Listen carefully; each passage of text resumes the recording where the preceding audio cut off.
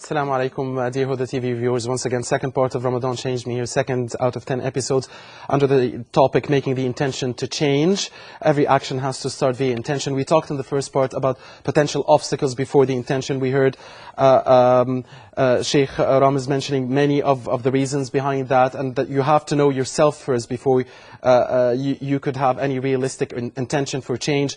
Also, our dear participants here in the studio gave us some very interesting answers, like fear of change. We also want to get, before we go back to our psychotherapy life coach to give us his full view, we want to get the view of also the remaining participants here we haven't heard here tonight. Why is it we fail to translate intentions into actions?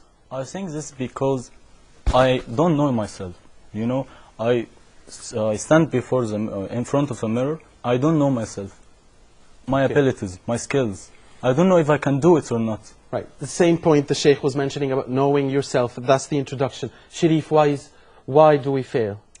I think firstly I have to determine my goals first. But if my goals are not determined very well, I think I'll go astray, and I will not find a way to achieve these goals. Indeed, so because we don't have a goal or we don't have a plan. Coach?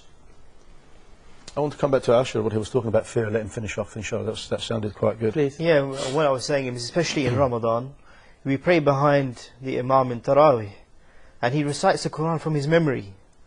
For me, I find that magnificent. How is he able to memorize the whole Quran? And I think I want to be like him.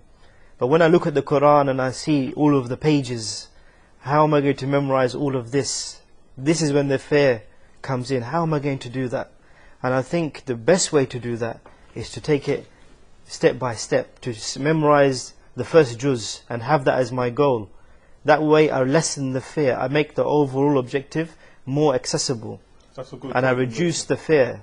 When I try to aim high and I aim too high, this is when the fear will kick in. I want to put all this back to you, Coach, and leave the floor for you, adding the point that was mentioned by our dear caller from Canada that said, okay, maybe I can change myself, but how can I change the community? How can I change those around me? Okay, good. You have the floor. This fear that you're talking about, Asher, is very, not unique. Everybody has this fear. And it stems from the fact, again, the belief system. What do you believe in yourself? You say, oh, the Quran is so big, how am I going to memorize it? Like I said, step by step, baby steps. Realistic steps. Okay, maybe I'll learn one verse a day. Then tomorrow, by the next 2 weeks, I'll have 14 verses that I memorize. Depending on the size of the verse, obviously, that's your ability.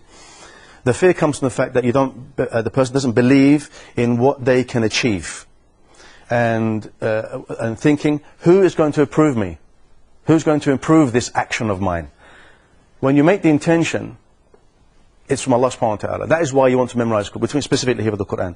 Specifically, I want to memorize the Quran. Why? Because you want to be the Imam, or so you get approval, or solely for the sake of Allah subhanahu wa ta'ala. And as Allah subhanahu wa ta'ala says, He does not change people's situations unless they first change themselves.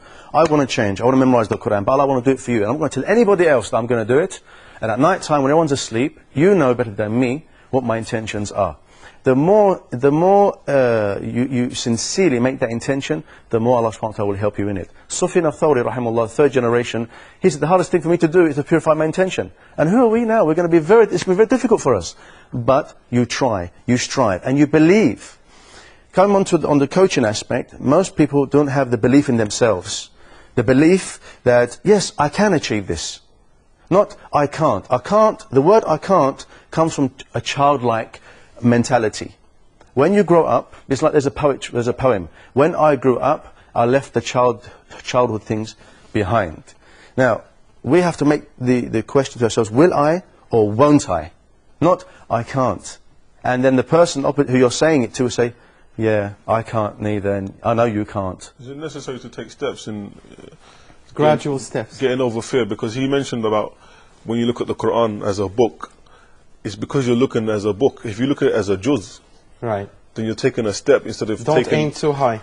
Correct. Verse by verse, Coach, just what- verse by verse, What if I? surah by surah. What if I know I can, but I'm lazy? What's the solution for these people? This is Because something many else. people are out there like This is something else. Laziness stems from the fact, again, you don't believe that what you're going to do is valuable to yourself or the person who you hold value for. It's the way you've been brought up. What is your hierarchy of value? Hierarchy of values are aspects of what you hold concern for, regard for, how much time you spend, how much energy you spend on it, how much effort you make on it. Is that the dangerous For example, comfort zone you mentioned yesterday? yes, the comfort That's zone dangerous is... comfort zone. What am I going to achieve by this goal? Is it going to benefit me or someone else? If they've been brainwashed in such a way that, yes, I need my mother and father's love. In order for me to do that, I've got to become a doctor. They're not becoming a doctor because they want to become a doctor. They need a human need, which is what? The love and the respect they need from their parents, but they should have got anyway by default. By default. Now, if all these things, aspects of love and respect and regard and concern and coaching with like a murabbi, you can, my son, you can achieve anything you want to be. But I will guide you along the way, what is right for you. I believe you can do better if you did this, but the choice is yours. Give children a choice at when they're young. By the time they're teenagers, they can make a decision without worrying about if I'm going to fail. Most people are afraid of failure, and they're afraid of success. Because a lazy person will say to himself, oh, if I achieve that, that means more responsibility. Right. And I can't afford that right now. Right. So they end up not doing anything. What about that question from Canada? I mean, changing oneself was one thing, and changing a community. Absolutely. No, but she's on the right track. Right. Change comes within themselves. Change comes within yourself. She can't change the Then her community, house, can she, right? Of course she can. She said, I've changed myself, I want to change my child. She's a coach already. Right. She can go out there, get a group of sisters, and teach them, look, sisters, I've changed myself. How? I've given my child regard. I'm teaching my child that this is haram. We don't have to put the TV on and let shaitan look after our children while we're busy chatting away over here because we need the time and regard for ourselves. You have a child. You don't, subhanAllah, the beauty of having a child, what is... Subhanallah. We take things for granted. You know, you look at your wife and you see a human being growing inside, another human being. SubhanAllah, it blows the mind. We can't talk about that much now with the science, but SubhanAllah. And that's why you always... And then the birth. You've always advised that we be the life coaches for our children. So the person says, right, my wife, if they haven't done already, at least when they hear that their spouse, their wife is being pregnant, right, I've got to start planning. How am I going to bring this child up? This is the thing, a point about knowing yourself. Look in the mirror. Do I want my child to be like me? Definitely not. I want him to be better. I want her to be better than me. I want him to be better than me.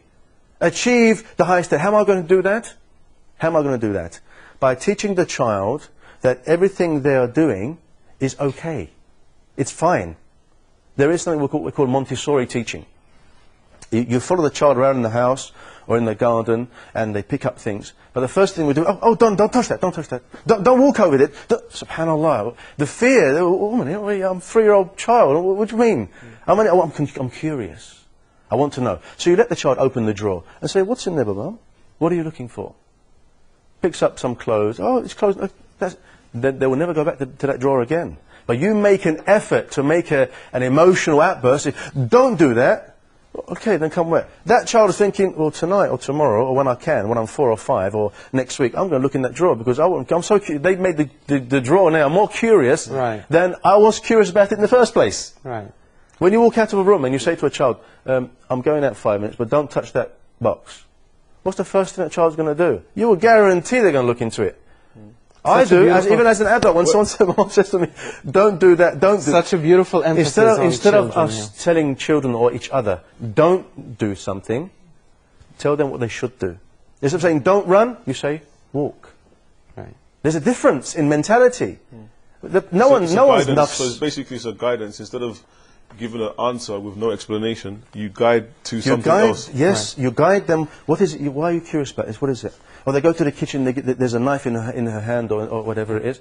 You have to teach the child what it is. Coach, we'll have to leave it at that. Unfortunately, Inshallah. our time is up. I mean, it was such an interesting talk here about intention to change and talk about children. Viewers, until we meet again, this is Muhammad Abdurrahim. Assalamu alaikum wa rahmatullahi wa barakatuh. la la la la la la